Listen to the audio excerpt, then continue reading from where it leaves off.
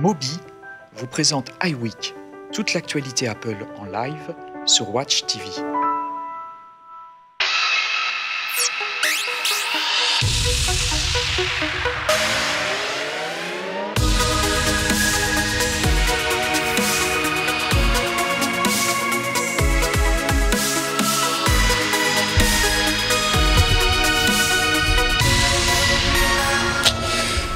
Bonsoir à tous, soyez les bienvenus, c'est iWeek comme tous les mardis soirs sur Watch TV. Bienvenue sur la première chaîne high-tech et loisirs en France.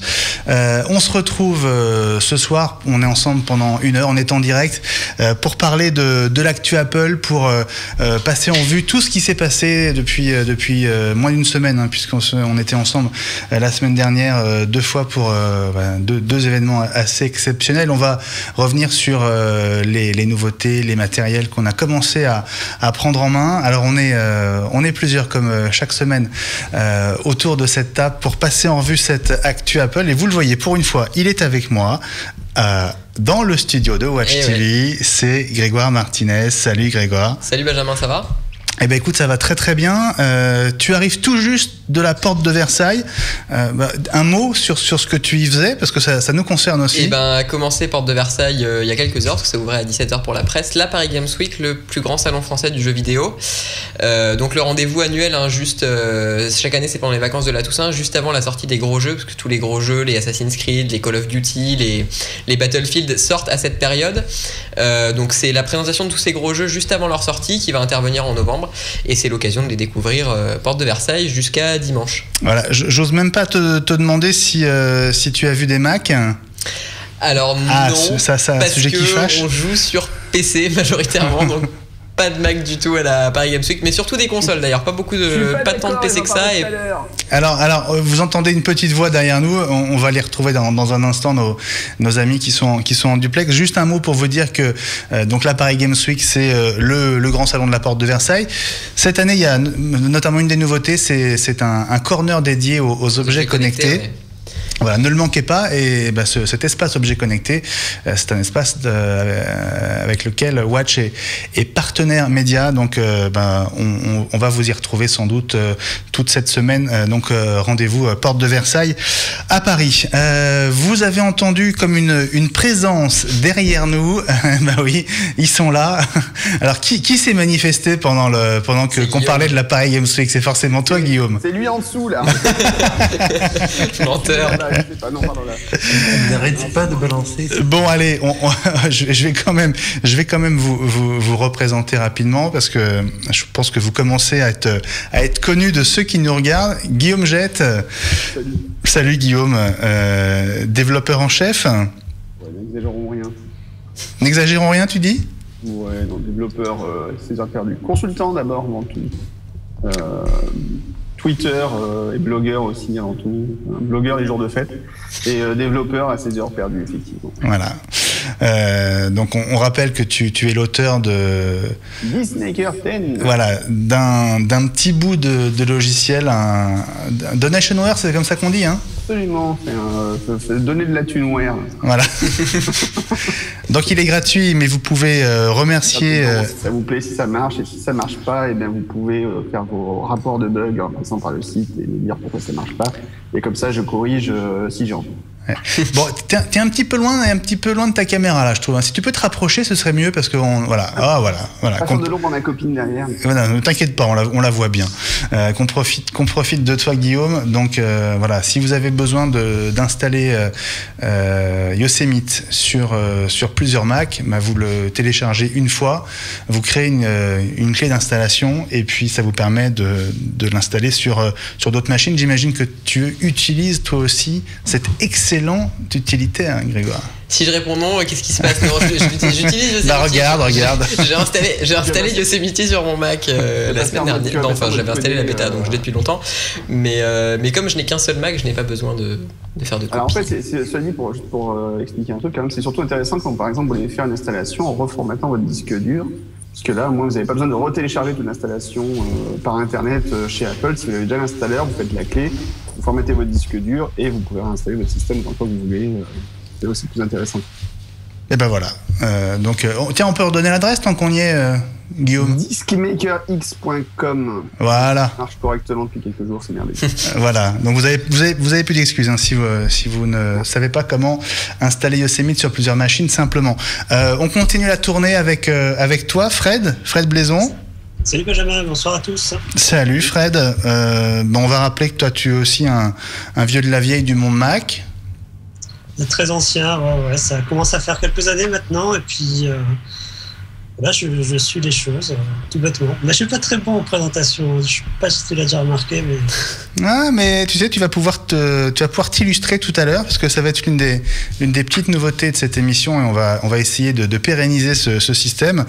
Chacun des intervenants va avoir sa minute de gloire à lui. Chacun. On avait dit 2 minutes. Voilà, on a dit. C'est vrai. T'as vu, j'essaie déjà de vous en. Ça marchander. J'essaye déjà de vous en. C'est pour ça qu'il va mettre à la fin, c'est pour sabrer. J'essaye déjà de vous en piquer une, c'est pas sympa, je suis d'accord. Voilà, vous aurez chacun votre heure de gloire tout à l'heure, puisque on a imaginé ensemble des rendez-vous qui vont revenir toutes les semaines. D'ailleurs, j'ai pas encore précisé que vous pouvez évidemment intervenir dans l'émission, puisqu'on est en direct le mardi soir de 20h à 21h avec le hashtag iWeekTV qui est devant vous. Et je pense que Grégoire, avec ses multiples écrans, va suivre pour nous ce qui se passe. Allez, on continue le petit tour d'horizon. On a vu Guillaume, on a vu Fred, il reste Gilles. Salut Gilles. Salut Benjamin, comment vas-tu? Eh ben écoute, pleine forme, plaisir de te retrouver. MacPlus.net, l'ancêtre on va dire des sites web français. Oui, enfin le survivant. Tout de suite. Ouais, c'est cruel. Il y en a d'autres quand même hein. Oui, mais il y en a eu un ou deux un tout petit peu avant qui n'ont pas poursuivi, qui n'ont pas dépassé le stade de la page perso. Ouais. C'est dommage d'ailleurs. D'accord. Et donc voilà. Donc on essaie de survivre nous aussi à notre tour, sachant que ça va, ça vient, que c'est pas évident non plus. Et on trouve beaucoup de mérite les uns et les autres à ce que fait Grégoire à se lancer sur le print. Et oui, parce qu'on va le rappeler, Grégoire, tu viens de lancer un magazine de presse. Hein. Ouais, un magazine de presse écrite, l'Actu Techno. Tu l'as avec toi? Non, je l'ai pas là. Mon Dieu. Enfin, si je l'ai là, mais pas juste ici. Donc, non, mais l'Actu Techno, donc un bimestriel dédié aux nouvelles technologies et aux jeux vidéo, qui est dispo en kiosque partout en France, avec des dossiers, des enquêtes et des interviews, et entre autres l'interview d'Axel Lemaire, secrétaire d'État chargé du numérique pour ce premier numéro. Eh ben écoute, il fait bien le pitch. Hein. Ouais, il fait pas mal le pitch, tu vois, en 30 secondes, c'est pas mal. Non mais sérieusement, voilà, un magazine, un nouveau magazine d'abord, ça se soutient et ça s'achète. Alors foncez en kiosque. Et puis voilà, j'imagine que t'as besoin d'avoir un premier numéro qui marche bien pour faire les suivants. Évidemment, hein, on a toujours besoin d'avoir un premier numéro qui marche pour faire la suite. Mais bon, dans tous les cas, il y aura un numéro 2 de toute façon. Bon, d'accord. Eh ben écoute, bonne chance à toi. Et nous, on se retrouve dans un instant dans iWeek pour parler de toute cette actu Apple qui nous passionne. À tout de suite.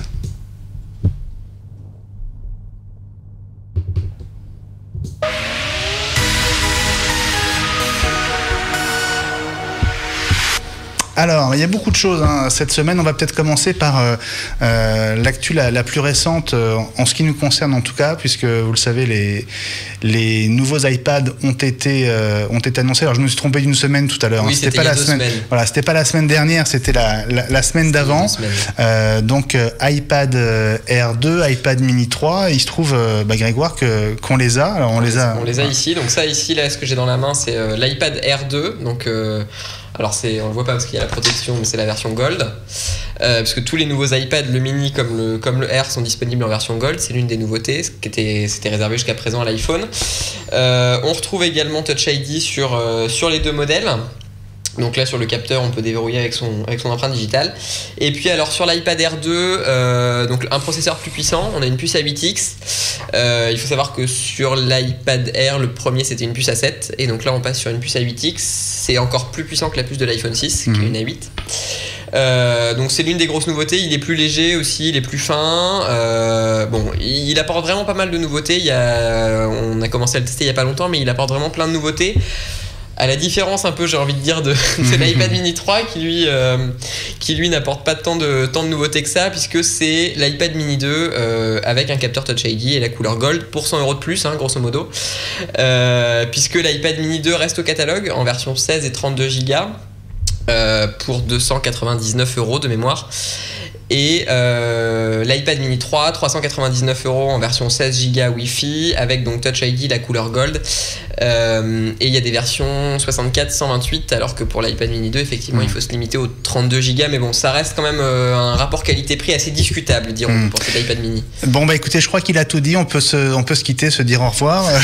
C'est sympa, merci. Bien, bonsoir. Bon, on va peut-être faire un sort directement déjà à cet iPad mini 3. Ouais. Alors, je rajoute quand même un petit détail que tu n'as pas mentionné. Il y a une seule chose que tu n'as pas mentionné, c'est qu'on a désormais un Wi-Fi, un 802.11 AC. Donc c'est la version la plus rapide du Wi-Fi. On n'avait pas sur l'iPad mini 2. Mais c'est vrai que voilà, Touch ID, Wi-Fi AC et couleur Gold. Tout ça pour 100 € de plus quand même. Voilà.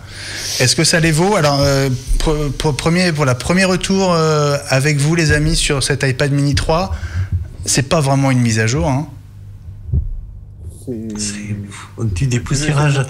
On peut peut-être dire un mot aussi sur le micmac qu'a fait Apple avec ses capacités entre les différents modèles d'iPad et les différents modèles d'iPhone. Ah bah oui. Alors explique-nous, Gilles. Il y a des modèles où la capacité 16 Go disparaît et d'autres modèles où on n'a que 16 Go.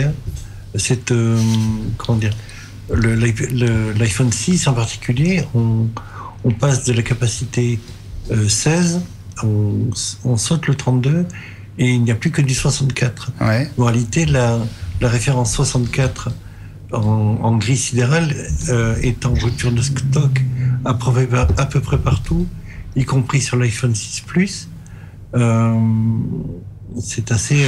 Attends, Gilles, parce qu'il y a plusieurs choses en même temps dans ce que tu dis là. Est-ce que tu regrettes la disparition de la case 32 Go?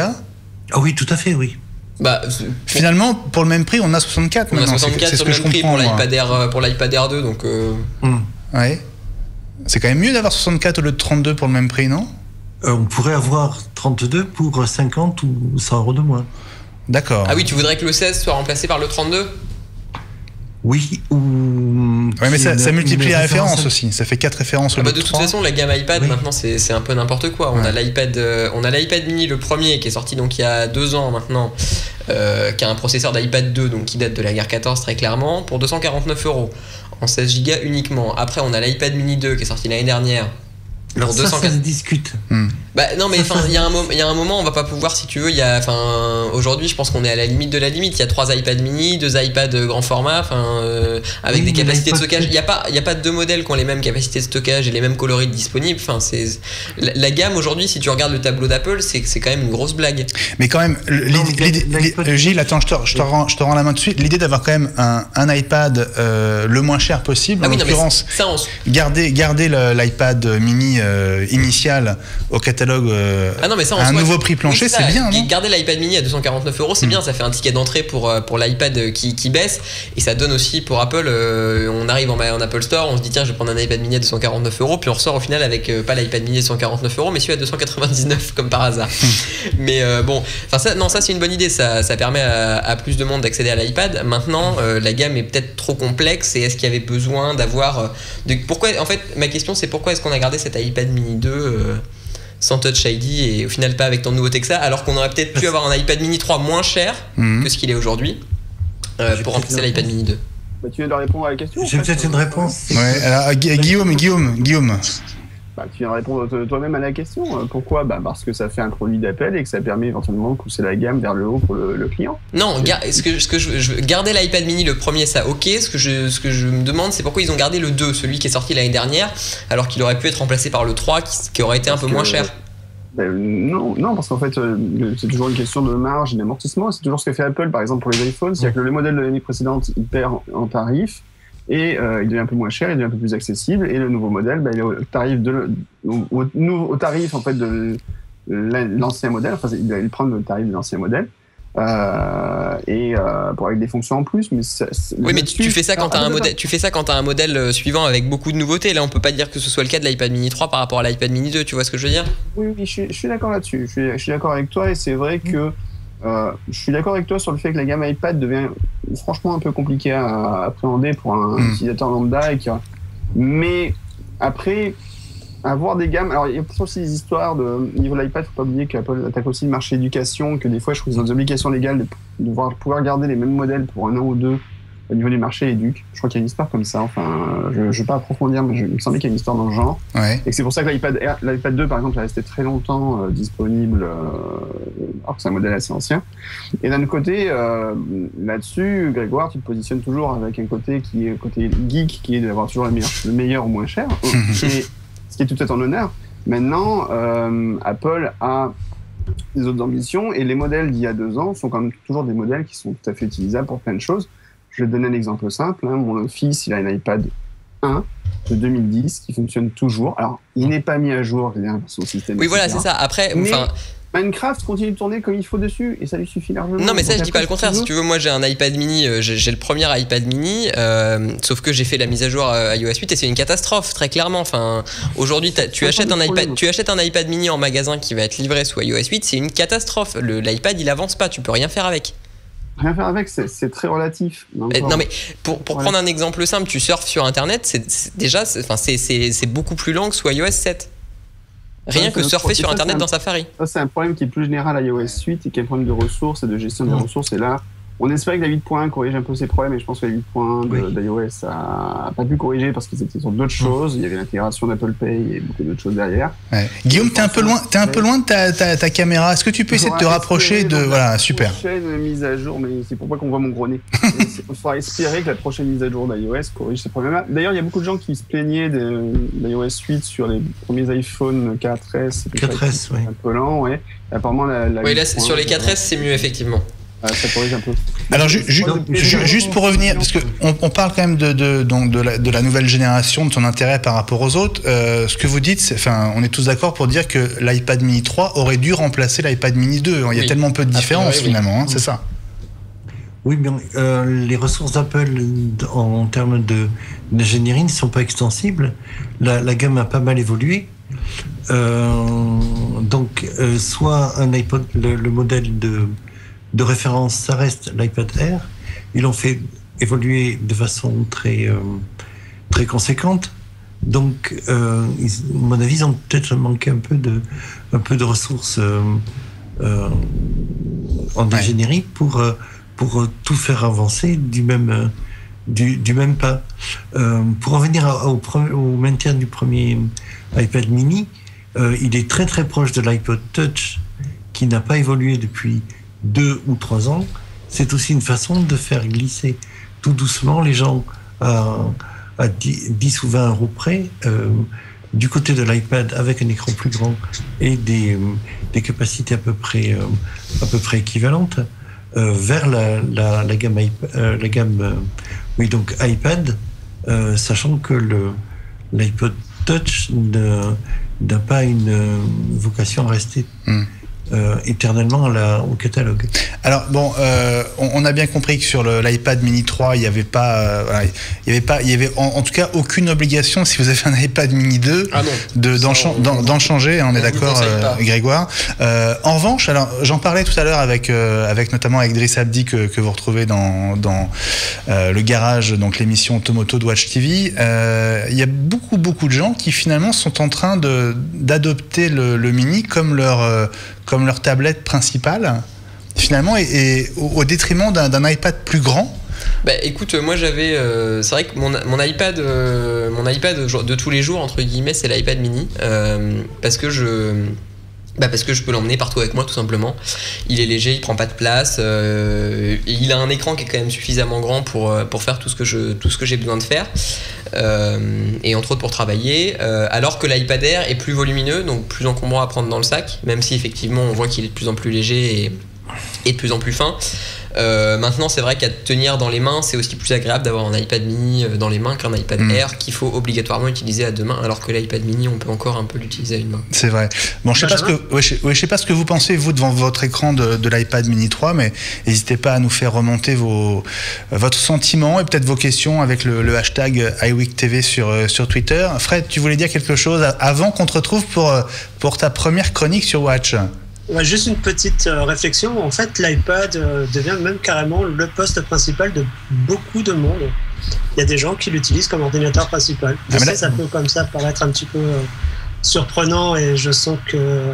Là, tu parles de l'iPad en général, Fred. D'accord, mais il y a de plus en plus de personnes qui utilisent l'iPad comme poste principal, comme ordinateur principal. Ouais, c'est simple.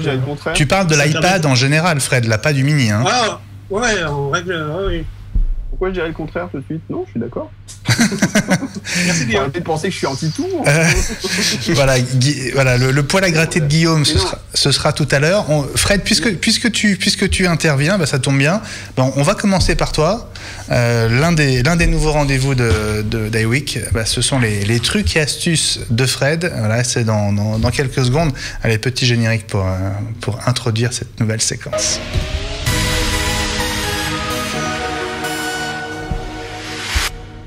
Bon, t'as vu Fred, on mettra la musique la prochaine fois. Hein, ce sera. C'est très joli déjà. Tant mieux.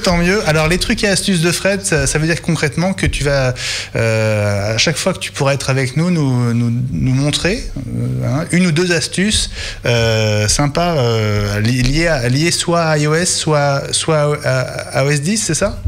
C'est ça, tout à fait. Aujourd'hui, on va commencer avec macOS 10, la nouvelle version Yosemite. Deux petites choses qui sont une qui a plus trait à l'interface de macOS 10 et l'autre qui a plus trait à je dirais l'automatisation d'une tâche qui était assez attendue sur le fader. Alors, par quoi on commence, Fred? Dis-nous. On va commencer par les effets de transparence. Qu'est-ce que tu en penses? Eh ben, écoute, ça me va très bien. Tu me dis quand tu veux y aller, puis on démarre. Hein. Vas-y, on voit la vidéo. Allez, c'est parti.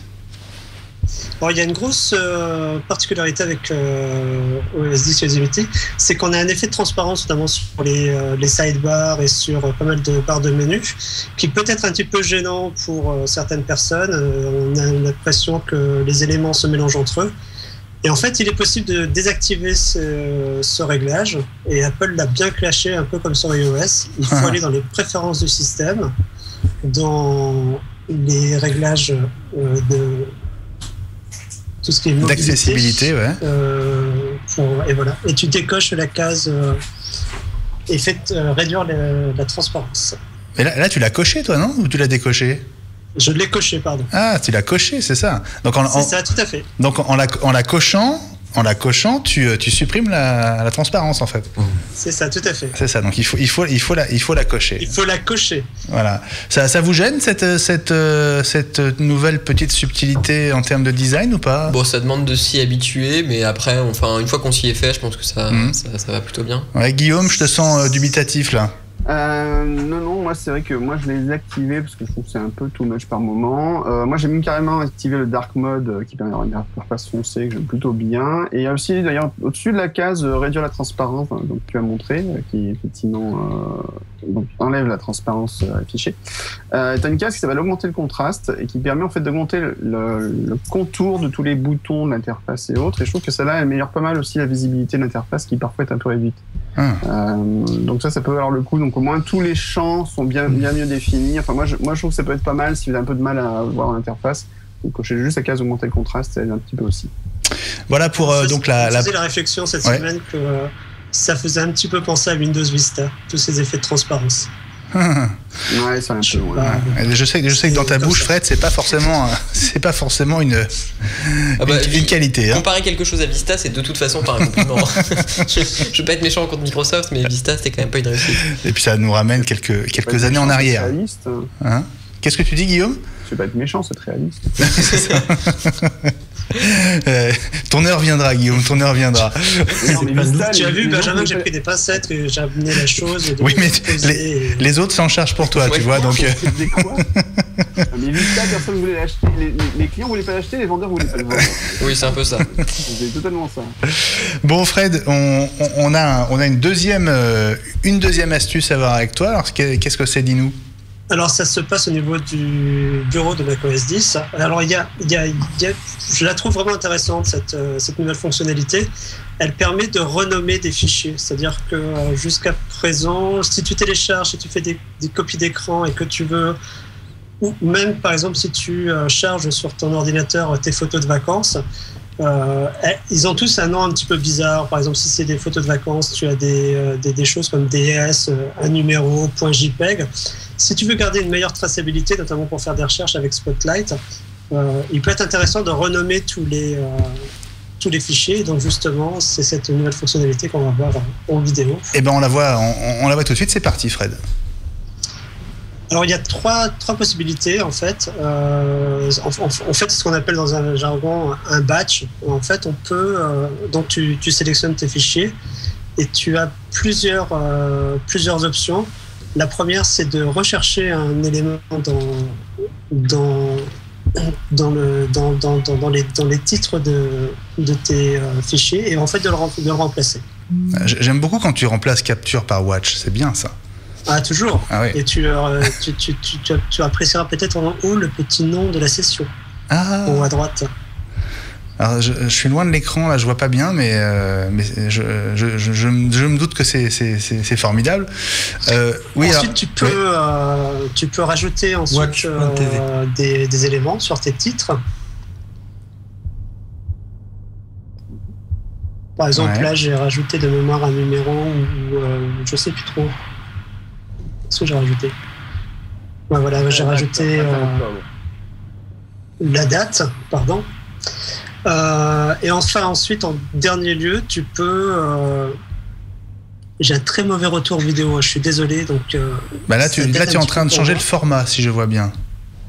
Tu peux changer, tu peux mettre le même nom sur tous les trucs. Et tu peux ensuite personnaliser le format du titre. Ce qui est intéressant, en fait, c'est que c'est dynamique. En fait, si tu as vu, lorsque tu saisis un élément dans un champ, le nom change automatiquement dans le fader.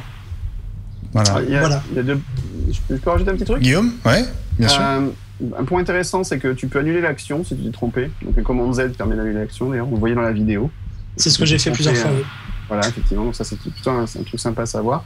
Et si vous n'êtes pas sur Yosemite, mais que vous êtes sur un système plus ancien, vous pouvez utiliser la même chose un petit peu avec les actions d'Automator qui permettent d'avoir de faire des changements de nom, par exemple, de documents. Vous avez une action spécifique pour ça qui s'appelle renommer les documents. Vous pouvez faire une action et tout ça, c'est très bien expliqué dans un très bon bouquin écrit par Sylvain Gamel, qui a écrit un bouquin sur Automator. Je n'ai plus le titre du bouquin de tête. Ah oui, tu as raison. Je l'ai eu, ce bouquin aussi. Ouais. Et il est très très bien et je retrouve le titre d'ici tout à l'heure, ne vous inquiétez pas. Mais très très bien. Bon, voilà, c'est très très bien. Merci beaucoup, Fred. Je t'en prie. Et ben voilà, on se donne. J'ai plein de choses pour la prochaine fois. Eh ben très bien. On se donne rendez-vous. Alors tu n'es pas systématiquement dans iWeek, mais en tout cas à chaque fois que tu seras là, tu viendras avec tes deux trucs et astuces en vidéo. C'est une très très bonne idée et merci à toi de nous aider à progresser sur Mac. On a toujours des trucs à apprendre. Et à propos justement du renommage des fichiers, c'est vrai que c'est notamment très utile pour les captures d'écran, puisque vous savez que quand on fait une capture d'écran avec un OS 10 français, la capture d'écran s'appelle capture d'écran avec un E accent aigu, et c'est vrai que pour les usages sur le web, c'est pas pratique du tout. Le web n'aime pas du tout les noms d'images avec des accents. Caractère si tu veux. Alors là-dessus aussi, il y a une autre astuce qui permet de renommer par défaut le nom des captures d'écran. Il y a une ligne de commande utilisée dans le Finder. Dans le terminal qui permet de renommer, mettre le nom que tu veux à la place de capture d'écran. D'accord. Guillaume, essaie de tirer le haut de ton écran vers toi parce que c'est vraiment toujours trop bas. Je vais monter mon chaise et surtout je vais le verrouiller. Voilà. Oh bah écoute, ce sera beaucoup plus agréable pour nous et merci beaucoup. Alors on était sur les nouveaux iPads. On a fait un sort, on a taillé une belle veste, pense à l'iPad mini 3, je pense que voilà. Qui est, alors il faut quand même le dire, qui est quand même une formidable tablette. Mais c'est vrai que si on considère l'évolution par rapport à l'iPad mini 2, c'est vrai que c'est un bon produit. On est loin d'avoir un mauvais produit dans les mains. Maintenant, quand quand on a un iPad mini, quand on a déjà un iPad mini 2, ça vaut pas le coup, ça c'est sûr. Et après, quand on veut acheter un iPad mini, la question se pose de savoir si on est prêt à mettre 100 € de plus pour avoir le capteur d'empreinte digitale et la couleur gold. Voilà, si on juge pas ça nécessaire, on va s'orienter vers l'iPad mini 2. Si on veut absolument la couleur gold ou qu'on a absolument besoin du capteur d'empreinte digitale, on choisira l'iPad mini 3. Ah. Il y a le Wi-Fi plus rapide aussi. Oui, mais qui c'est pareil ne servira pas à tout le monde si tu veux. Enfin, sur un iPad, est-ce que c'est vraiment une énorme différence d'avoir le AC ou le 802.11? C'était quoi? C'était le G avant ou le N? Oui, c'était G. Ça, hein? Le N. Ouais. Bon, je suis pas convaincu que ça vaille les 100 € personnellement, mais plutôt ce que je veux dire, c'est que pour 100 € de moins, on peut avoir un iPad mini aussi bien. Oui, c'est ça. Ouais. Avec la même puissance, la même optimisation. Enfin, voilà, tout est. Alors après, c'est le problème de Touch ID où les gens se disent, ils sont tellement habitués sur leur iPhone et quand ils passent sur leur appareil, il n'y a plus Touch ID. C'est exactement le problème que j'avais là depuis quand j'utilisais mon iPad mini. J'ai un iPhone 6, donc j'utilise Touch ID et sur l'iPad mini, il me fallait 2 secondes à chaque fois pour me rendre compte que non, ça marcherait pas avec l'empreinte digitale. First world problème de 100%. Hein, c'est ça, des clients d'Apple. Alors on va passer à l'autre iPad qui est sans doute nettement plus intéressant parce que là pour le coup il y a une vraie évolution. C'est celui que tu tiens entre les mains, Guillaume, c'est l'iPad Air 2. Excuse-moi, autant te dire que ça m'arrive très très souvent d'appeler l'un Grégoire et l'autre Guillaume et de me tromper. Ne m'en voulez pas. L'iPad Air 2 il est là, donc voilà. Ouais, tu sais, le premier truc que j'ai envie de montrer, c'est le profil, parce que moi j'ai été, on l'a vu pendant la keynote, mais j'ai été vraiment sidéré par la finesse. Alors ouais, voilà, tac tac, presque, voilà. Il est vraiment beaucoup plus fin. Voilà, c'est vrai que je l'ai vu tout à l'heure. À côté de l'iPad Air, le premier, et on voit la différence. Ouais. Clairement, il y avait les deux étaient à côté. Et on voit la différence sans problème. C'est vrai qu'en termes de design, c'est assez bluffant parce que finalement, on se demande si l'étape d'après, ce sera pas effectivement de faire un iPad souple. Hein? Il l'est déjà, diront certains. Oui, c'est sur l'iPhone 6 que certains ont dit ça. On a déjà des vidéos pliant des iPads R2. Oui, c'est ça. Web, donc, bon. Non, certains diront qu'il est déjà souple. On peut tous plier un appareil avec une bonne paire de pinces. Il y a pas de. En même temps, une voiture va dans un mur, elle plie aussi. Bon, soyons plus sérieux sur ce nouvel iPad. Là, en termes de progrès, il y a vraiment une évolution notable. Ah bah oui, il y a vraiment beaucoup de nouveautés. On a un nouveau processeur, donc un A8X qu'on disait tout à l'heure, plus puissant encore que celui de l'iPhone 6. On a aussi un écran amélioré, traité contre les reflets, et ça c'est vraiment bien parce que Dieu sait que les reflets, l'iPad en plein soleil, c'était juste pas possible. Ouais. Alors je dis pas que c'est merveilleux, mais on sent quand même la différence. Alors ce traitement anti-reflet, est-ce qu'on a des détails sur alors c'est la technologie de l'écran laminé, je crois, ou quelque chose comme ça. C'est-à-dire que l'écran est intégré, l'écran et la surface tactile sont intégrés. Du coup, alors ça coûte un peu plus cher quand on remplace l'écran de l'iPad. Oui, moi c'est ça, voilà. Ça coûtera plus cher quand vous remplacez l'écran de l'iPad parce qu'il faudra changer les deux. Mais a priori, c'est quand même mieux contre les reflets. Est-ce que tu vois vraiment une différence? Alors, je ne l'ai pas utilisé en plein soleil parce que pour la simple et bonne raison qu'il ne fait pas soleil actuellement à Paris. mais a priori, j'ai quand même envie de dire que c'est un peu mieux. J'ai fait le comparatif tout à l'heure avec l'iPad Air, le premier, dans une pièce avec des spots.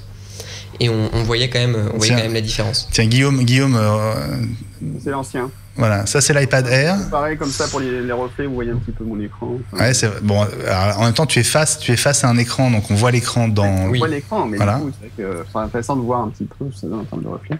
Mais c'est un point sur lequel je suis plus curieux. Et puis c'est vrai que les pixels sont vraiment très près de l'écran. C'est quand vous regardez l'iPad Air, les pixels sont pas tout à fait au niveau de l'écran. Vous voyez que c'est un peu en dessous.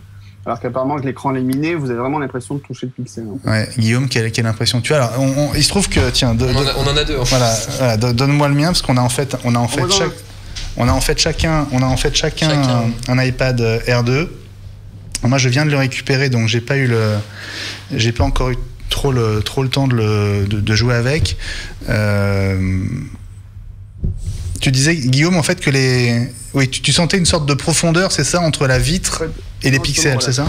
Sur l'iPad de Air, tu sens la profondeur. En fait, tu vois un petit peu que l'écran est un peu plus enfoncé, que les pixels sont sur le nouveau sont plus près du bord, enfin sont plus près de l'écran en fait. La vitre. En fait, tu as vraiment l'impression de quasiment toucher le pixel. Ouais.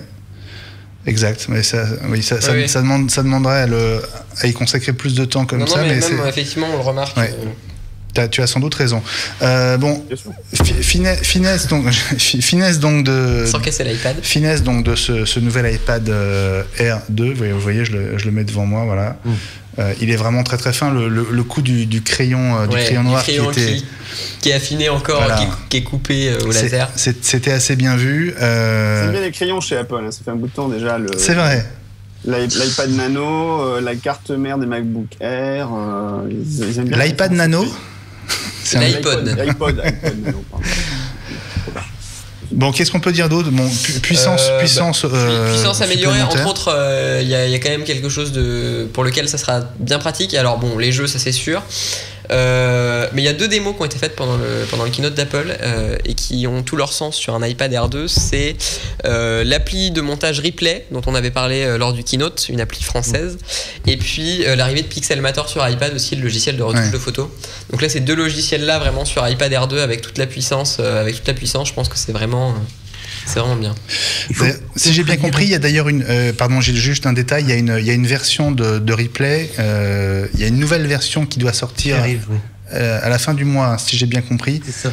Qui doit tirer profit pleinement de l'iPad Air 2 justement. D'accord. Bah là, c'est déjà quand même.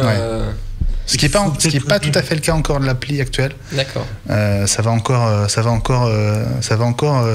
s'améliorer dans les jours qui viennent. Et puis après, on retrouve bien sûr iMovie sur iPad, mais là, c'est une autre question. Gilles. Il faut peut-être dire à quoi correspond le X des 8X. Ah bien, oui, bien sûr. Oui. Il y a un coprocesseur graphique qui améliore beaucoup l'affichage parce qu'il y a davantage de pixels à gérer, comme c'est du Retina. Donc davantage de pixels à gérer que sur l'iPhone qui, même si l'écran a agrandi, n'a pas la même surface que l'iPad Air 2. Est-ce qu'il y a une évolution de l'écran entre l'iPad Air et l'iPad Air 2 ou pas? Si ce n'est ce traitement anti-reflet, c'est le même écran, la même définition, les mêmes couleurs, enfin voilà, on reste sur un écran similaire, mais avec effectivement ce traitement anti-reflet. Voilà. Et pour le coup, on a aussi évidemment Touch ID pour être prêt pour Apple Pay. Bien sûr. Pour Apple Pay, donc on n'a pas d'informations toujours. Ça a été lancé aux États-Unis. Tim Cook a annoncé hier, parce que hier, il faut savoir que c'était la grande conférence annuelle du Wall Street Journal où était Tim Cook, où était entre autres Tim Cook. Et donc il a annoncé je sais plus si c'est 24 ou 72 heures, 1 million d'activations d'Apple Pay aux États-Unis. Bon, évidemment, il n'a pas donné d'informations sur les arrivées dans d'autres pays. Mais Apple Pay. Il y a eu en plus une... Alors, juste sur l'arrivée dans d'autres pays, il l'a évoqué la semaine dernière lors de l'annonce des résultats sur laquelle on va revenir dans un instant. Gilles, tu avais autre chose à dire, toi?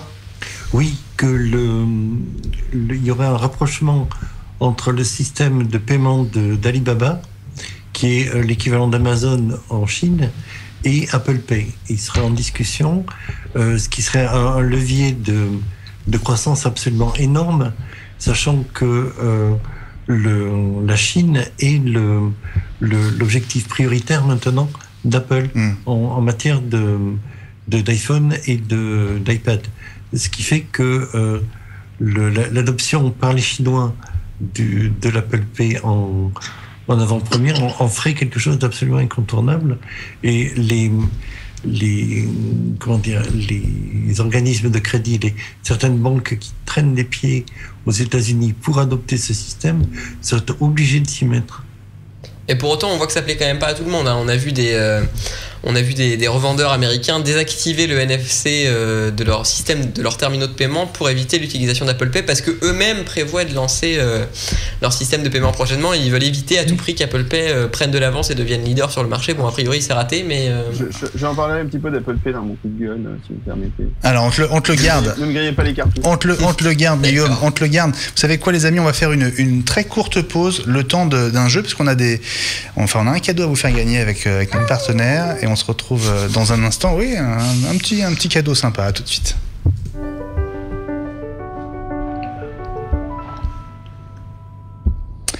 Voilà, et ce cadeau, alors tiens, je te laisse le mettre sur les iPads qui sont devant toi, Grégoire. Ce cadeau, c'est un tout petit cadeau, tout simple, voilà, vous savez ce que c'est un câble Lightning, sauf que dans le cas présent, il s'appelle pas Lightning, mais c'est le Magic Cable, on va dire, en anglais, de Mobi. Alors, la première chose, c'est qu'il vaut le même prix que le câble Lightning Apple. Donc, puisque vous avez le choix, autant réfléchir.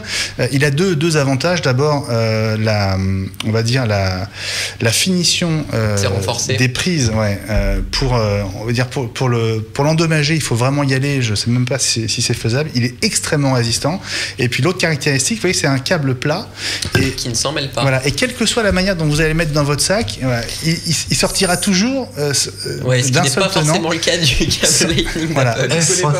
Sans avoir à le démêler, etc. Donc c'est le Magic Cable de Mobi. Tiens, voilà la petite boîte. Alors c'est très simple. Ce câble, je vais vous proposer de le gagner tout de suite en jouant sur Twitter avec deux hashtags, le hashtag iWeekTV et le hashtag Mobi, M-O-B-E-E. Et la question, elle est toute simple.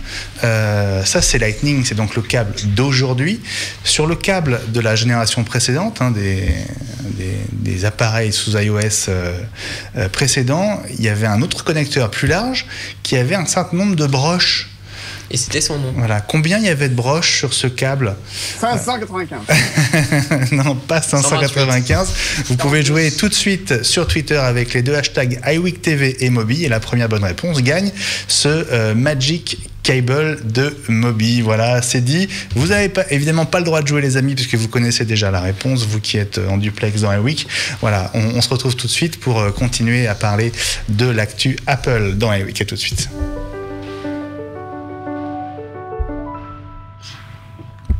Voilà, et Grégoire surveille les... Je surveille les réponses. Tu surveilles les réponses, oui, et Gilles. Rassure-moi, les spectateurs qui connaissent la réponse ont le droit de jouer. Évidemment. Et justement, en surveillant Twitter, on a une petite question de Luc qui nous pose une question, parce que justement, Tim Cook a parlé de l'Apple Watch hier lors de la conférence du Wall Street Journal, et il a entre autres annoncé qu'il faudrait recharger son Apple Watch tous les jours. Et donc Luc nous demande ce que l'on pense de l'autonomie d'une journée de l'Apple Watch annoncée par Tim Cook hier. Je sais pas, enfin, qui veut répondre? C'est pas vraiment une nouveauté, on le savait depuis. Apple avait jamais officiellement communiqué dessus. On s'en doutait, mais ça n'avait jamais été confirmé par Apple. C'est vrai. De toute façon, si l'autonomie avait été supérieure à celle de la concurrence, là, il l'aurait fait savoir. Donc, il n'y a pas de surprise et il n'y a pas non plus de rupture par rapport ou de raison de rougir par rapport à ce que fait la concurrence. Bon, on a déjà des gagnants pour le concours. Enfin, on a trois réponses et un gagnant. Ça va être la grande bataille, non, l'autonomie des montres connectées. C'est le gros problème en fait, pas que des montres connectées, d'ailleurs de tous les objets connectés en général, parce que pour en avoir testé quelques-uns, le problème c'est qu'on les attend, on se dit ouais, celui-là il est génial, je vais mesurer mon activité physique, enfin voilà, je vais tout ce que peut faire un objet connecté, et le problème c'est qu'il faut le recharger tous les soirs, et au bout d'un moment on en a marre de le recharger, et ce qui se passe c'est qu'il reste au fond d'un tiroir, grosso modo. Voilà. Donc on va utiliser son bracelet Jawbone, son bracelet Fitbit, son capteur WeSings, tout ça pendant 1 mois, 2 mois, allez peut-être 3 si on est courageux, puis au bout du 3e mois il va finir dans un tiroir à plus être rechargé et à plus servir. Est-ce que c'est le cas, y compris avec les objets connectés qui se rechargent par induction? Alors c'est un peu moins vrai, parce que le geste est plus simple de le recharger, c'est-à-dire qu'on a juste à le poser, on n'a pas à brancher un câble, tout ça. Maintenant ça veut dire que si on l'utilise vraiment, il faut qu'on ait toujours sur son bureau ou sur sa table de nuit le socle, le chargeur branché, et qu'on n'ait plus qu'à le poser. Voilà. Bon bah voilà, alors les réponses ont effectivement commencé à arriver. Alors on a 6 réponses. On va pas toutes les compter, mais en tout cas je voudrais remercier ceux qui ont déjà répondu. Donc vous n'avez pas écouté, certains n'ont pas mis les 2 hashtags, donc déjà ça compte pas. Je suis désolé pour vous, et je voudrais dire à Franck que non, c'est pas 6. il y a davantage de broches sur l'ancien câble de connexion entre les Mac et les iPhones, iPad, etc. Ouais. On peut vous donner la réponse. Il y en a 30. Il y a 30 broches. Il y en a combien sur un câble Lightning? Mais il n'y en a pas. Enfin, pas vraiment.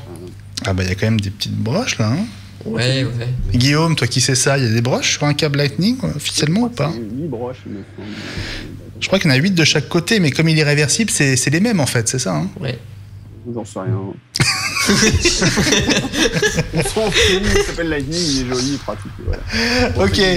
Comme c'est numérique, ça compte pas. Voilà, tu as raison, Gilles, comme c'est numérique, ça compte pas. C'est digital. Exactement, c'est digital. Bon, allez, on se retrouve dans un instant. Ça va être au tour de Gilles d'inaugurer un nouveau rendez-vous et une nouvelle rubrique dans iWeek. À tout de suite.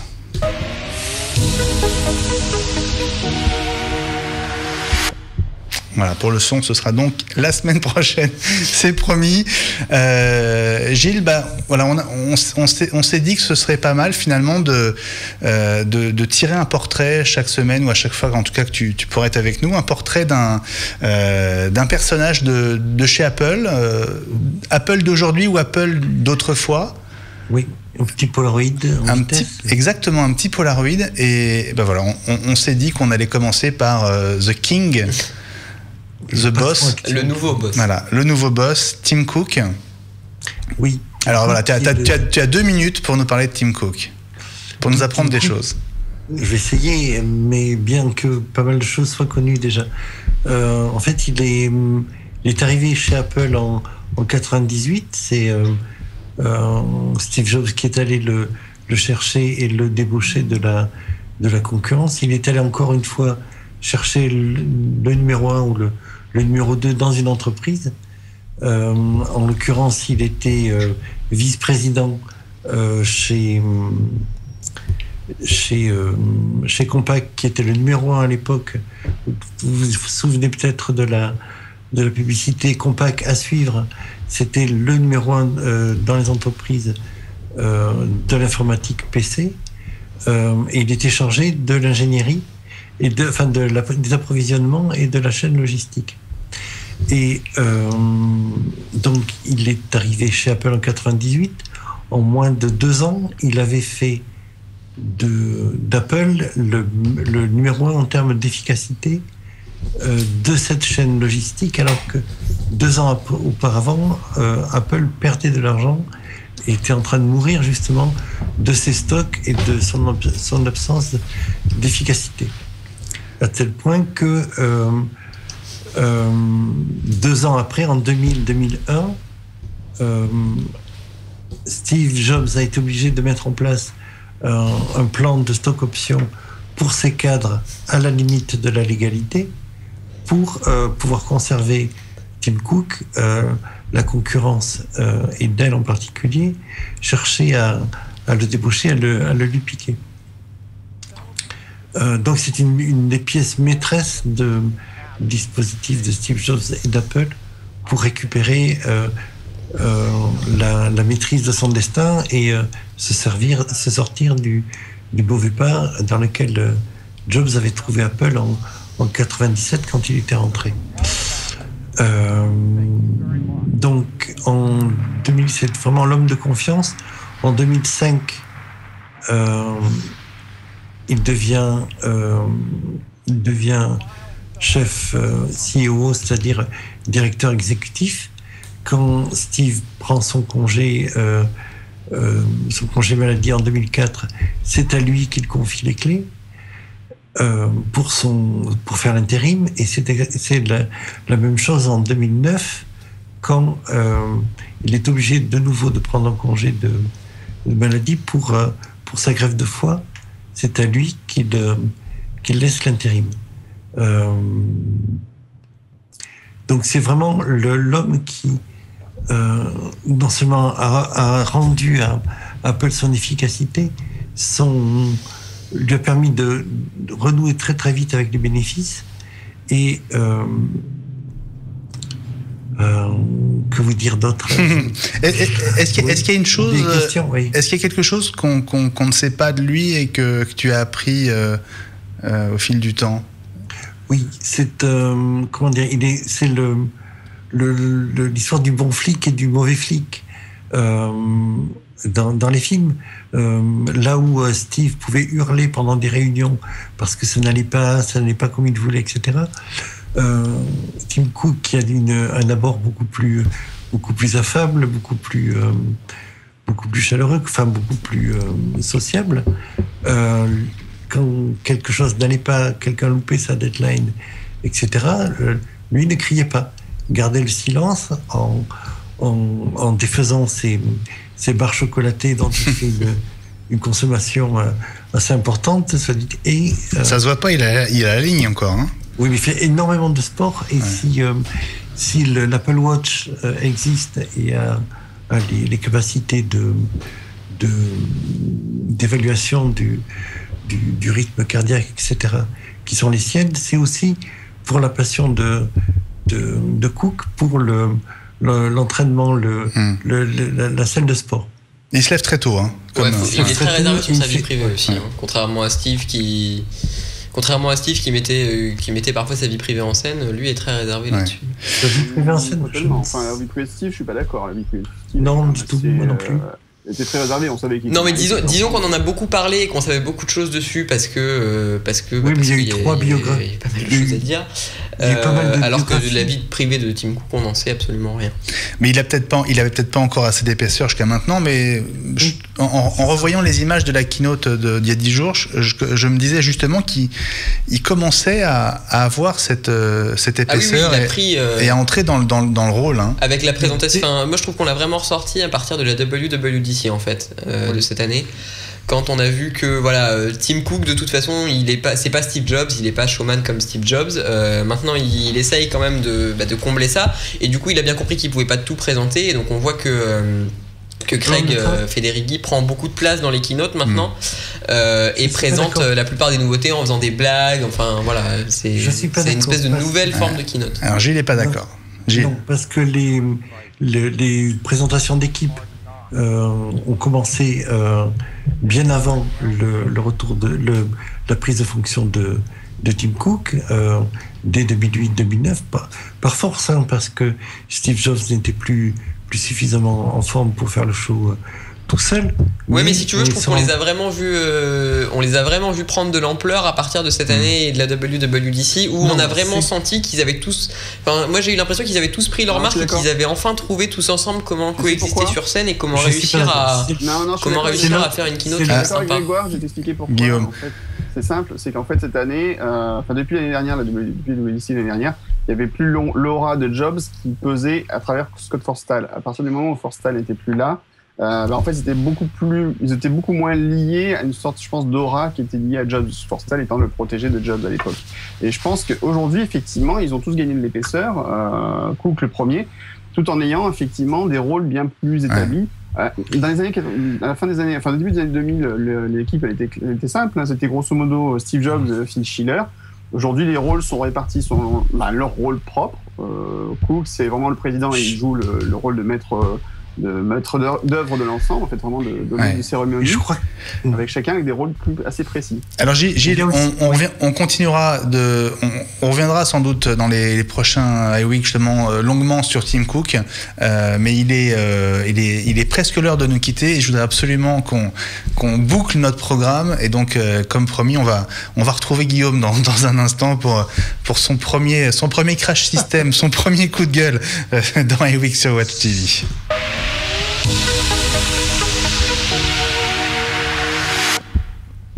Guillaume, alors, on appelle ça Crash System. Ouais, on va appeler ça comme ça, on va dire. Ah, ça te dit ? Ça te va ? C'est pas moi qui choisis le nom, et comme c'est toi qui as choisi, je dirais oui, c'est parfait. Là, je voulais parler justement d'Apple Pay, on en parlait, et il s'est passé un truc très rigolo. Donc, c'est que après le week-end de lancement d'Apple Pay aux États-Unis, ça a plutôt bien marché, puisque c'est devenu le premier système de paiement sans contact en un week-end. En fait, il est devenu leader devant les autres, devant Google Wallet qui est lancé depuis plus d'un an, je crois à peu près. Sauf qu'il s'est passé un truc très rigolo, c'est qu'en fait une certaine chaîne de marchands américains, de vendeurs de boutiques américaines, qui se sont regroupés autour d'un conglomérat qui s'appelle MCX, donc c'est une société qui a mis en place un système de paiement également son contact, a décidé que non mais Apple Pay ça marche trop bien finalement, donc on va le couper de nos enseignes. C'est-à-dire qu'en fait il y avait des chaînes de magasins, des pharmacies où vous pouviez payer pour lors du lancement, le week-end de lancement d'Apple Pay, vous pouvez payer avec votre iPhone, vous arrivez, vous faites clic, ça paye, ça marche, merci, au revoir. Donc en une demi-seconde vous aviez payé, c'était génial. Et ça fonctionnait, donc c'était un truc génial qui fonctionnait. Et là, ils vont remplacer par un nouveau système qui s'appelle Currency. Alors Currency, c'est assez génial. Attention, accrochez-vous. Pour payer, vous devez déverrouiller votre téléphone, lancer l'application Currency. Vous devez flasher un code qui apparaît sur l'écran du vendeur. Donc, il va afficher un flash code, donc un QR code. Vous allez prendre votre téléphone, vous allez flasher le code. Et à partir de ce moment-là, ça va permettre de faire un prélèvement directement sur votre compte bancaire. Alors, pourquoi ils font ça là? Parce qu'en fait, le problème de la solution d'Apple, c'est qu'elle est très simple. Et elle ne permet pas d'accéder aux données privées de l'utilisateur. Elle ne permet pas d'avoir accès aux informations de l'utilisateur. Évidemment, eux, ces groupes, ces conglomérats, ces chaînes de magasins, elles ont envie d'avoir accès à l'information. Et donc, ça va être la guerre. Donc, plutôt que se dire, tiens, il y a un système qui marche pour le consommateur, allons-y, embrassons-le gaiement. Ils ont décidé plutôt de le couper pour proposer un système qui va être foireux. On peut le dire directement, il sera foireux puisque les gens, s'ils se rendent compte que ça va être plus long de payer avec leur téléphone qu'avec leur carte bleue, ils paieront avec la carte bleue. Ce qui va pas être bon non plus pour les marchands parce que eux, ils ont envie aussi de pouvoir court-circuiter les systèmes de carte bleue et ils n'y arriveront pas puisque leur système à eux est de toute façon totalement foireux et plus compliqué. On va arriver à une situation à peu près similaire où on va avoir un conglomérat de marchands qui va attaquer les sociétés informatiques sur ce qu'elles savent faire. Donc Google et Apple savent faire des choses simples qui fonctionnent. Et les marchands, c'était le cas par exemple avec les sociétés de vidéo qui ont proposé leur plateforme de téléchargement qui ne marchait pas. Les sociétés de musique, production musicale, qui proposaient leur solution de plateforme musicale que personne ne voulait utiliser. Tout le monde préférait iTunes Store parce que c'était simple, ça marchait d'un clic et on ne se posait pas de questions. Et là, ils leur font un petit peu encore à l'envers avec un système novateur, mais foireux. Donc bravo à eux, bravo à Currency et aux autres, et on leur souhaite bon courage parce que je pense que d'ici 2 ans, évidemment, personne n'y sera Currency. Tout le monde sera passé sur Google Wallet et évidemment Apple Pay. J'en profite, rien à voir avec Apple. Simple quand on peut faire compliqué. Voilà, exactement. Absolument. Oui, rien à voir avec Apple Pay pour greffer un petit coup de gueule sur une app. Non, vite, parce qu'il faut Tweetbot sur iPad, c'est juste pas possible. Sur iPhone, il a fait une version iOS 7, iOS 8. Sur iPad, on a l'impression d'être revenu à iOS 5. Voilà, petit coup de gueule de Grégoire aussi. Je voulais qu'on dise un mot des résultats d'Apple pour ce trimestre. C'était la semaine dernière, la veille d'une émission qu'on n'a pas pu faire malheureusement pour des petits soucis techniques de ligne internet qui a sauté pendant 7 heures.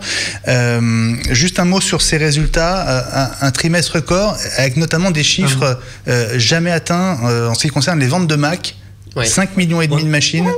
On est revenu au niveau de part de marché mondiale qui était celle d'Apple avant Windows 95. Ouais, c'est bien ça, parce qu'on a l'impression qu'on parle plus que des appareils sous iOS finalement, et on a l'impression que le Mac, faut clairement pas l'oublier. Derrière, il continue. Ouais. Il faut savoir que pour fabriquer des applications pour l'iPhone ou pour l'iPad, il faut un Macintosh. Absolument. On dit un mot quand même des autres résultats. Donc plus de 42 milliards de dollars de chiffre d'affaires, 39,3 millions d'iPhone vendus, c'est plus 16% par rapport à il y a un an. Donc 5 millions et demi de Mac, 12 millions 300 000 iPads. Ça c'est un chiffre en baisse de près de 2 millions d'unités. Les ventes d'iPad sont pas bonnes, très clairement. Ça fait plusieurs trimestres que les ventes d'iPad diminuent. Donc on attend de voir ce qui va se passer là avec la sortie de ces nouveaux iPads, voir si ça continue à baisser malgré cette sortie ou si on peut espérer du mieux. Voilà, le marché est en phase de plateau aussi. Ouais. On en reparlera du marché de l'iPad évidemment très bientôt dans iWeek. Merci beaucoup Guillaume, merci Fred et merci Gilles. Un plaisir de vous retrouver comme toutes les semaines. Merci à toi Grégoire d'être venu. Écoute, merci Benjamin. Un plaisir de t'accueillir ici sur le plateau de Watch TV, et nous on se dit à mardi prochain 20h en direct pour un nouveau numéro d'iWeek.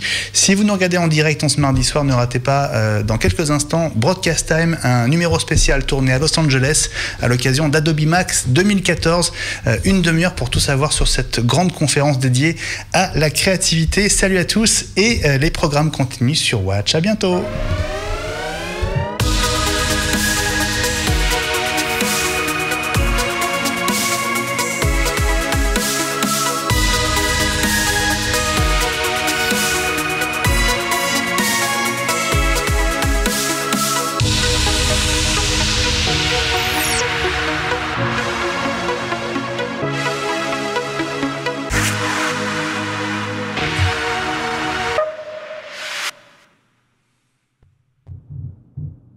Moby vous a présenté iWeek, toute l'actualité Apple en live sur Watch TV.